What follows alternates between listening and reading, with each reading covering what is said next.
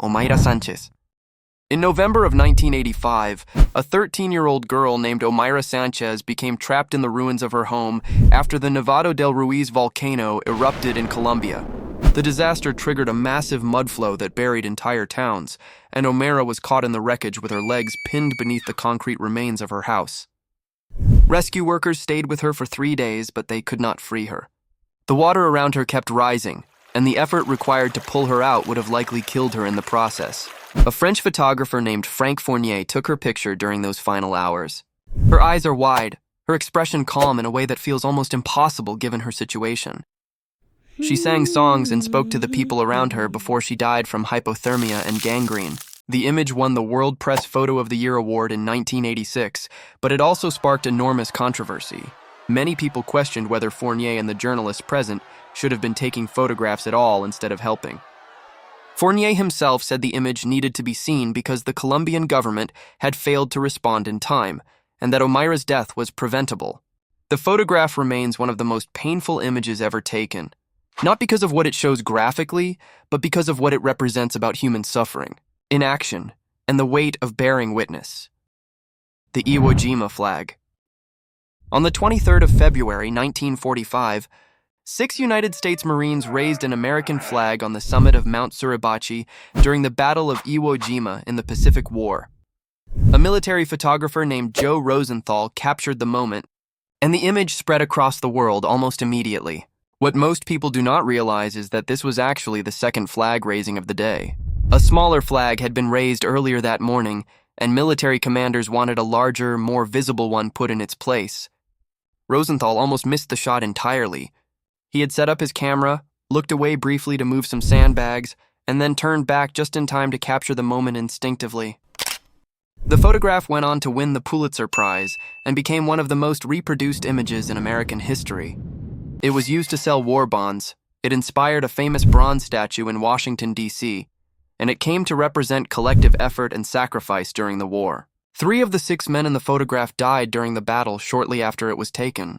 The identity of the men was also debated for decades, with one soldier incorrectly identified for years before a correction was made in 2016. The image carries a weight beyond the moment itself because it captured something that felt symbolic, even as it was happening.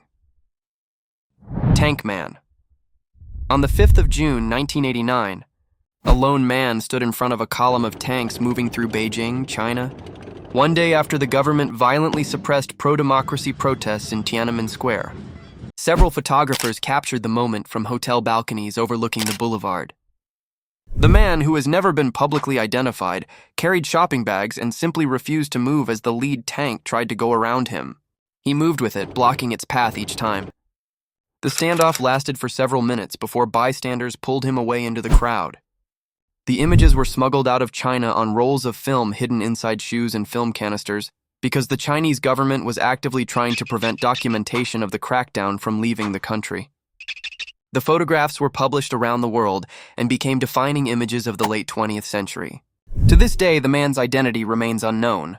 Chinese authorities have never confirmed who he was, and searches for his name have yielded no verified answer. In China itself, the image is heavily censored, and many younger citizens have never seen it. That contrast between how freely the image circulates outside China and how completely it is suppressed within it has become part of what makes it so significant. It stands as a symbol of individual resistance against overwhelming state power. Lunch atop a skyscraper. In the autumn of 1932, a photograph was taken showing 11 construction workers casually eating their lunch while sitting on a steel beam suspended roughly 250 meters above the streets of Manhattan. Their legs dangle freely, no safety harness, no net, no visible concern at all. The men are relaxed, some smoking, some talking, one appears to be taking a nap. The beam was part of the construction of 30 Rockefeller Plaza in New York City, and the image was taken as part of a publicity effort to draw attention to the building project during the Great Depression. For decades, the photograph was widely assumed to be a candid moment, but it was almost certainly staged or at least deliberately arranged. Workers were invited up for the shot, and the composition is too clean to be entirely accidental. The identities of the men in the photograph were unknown for most of the century. Research in later years suggested some of them may have been Irish and Mohawk ironworkers. though definitive identification proved difficult. What the image captured so effectively was a spirit of fearlessness during one of the hardest economic periods in American history. These men worked dangerous jobs at great heights for relatively little pay, and yet the photograph shows them completely at ease. That combination of height, calm, and historical context is why the image has endured for nearly a century. VJ Day in Times Square. On the 14th of August, 1945, news spread through New York City that Japan had surrendered, effectively ending the Second World War. Thousands of people flooded into Times Square to celebrate, and amid the chaos, a photographer named Alfred Eisenstadt captured an image of a sailor kissing a woman in a white dress. The photograph appeared in Life magazine and became one of the most iconic images of the 20th century, representing the joy and relief of a generation that had lived through years of war. But the story behind the image is more complicated than it first appears. The identities of the two people were disputed for decades, with multiple individuals claiming to be the subjects. The most widely accepted identification points to George Mendonça as the sailor and Greta Zimmer Friedman as the woman. In interviews, Friedman stated clearly that she had not consented to being kissed. She described being grabbed by a stranger in the middle of the street and having no say in what happened.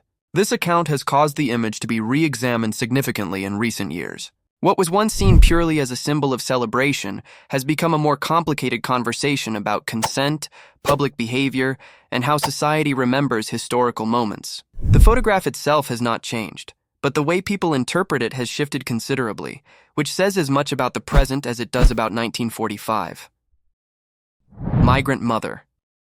In February of 1936, a photographer named Dorothea Lange was driving through California after finishing an assignment when she passed a roadside camp for displaced agricultural workers. She almost kept driving. Something made her turn back. When she arrived at the camp, she approached a woman sitting in a makeshift tent with her children gathered around her. The woman was 32 years old, though the photograph makes her look considerably older. Her name was Florence Owens Thompson, though the world would not know that for decades. Lange took 6 photographs in the space of about 10 minutes.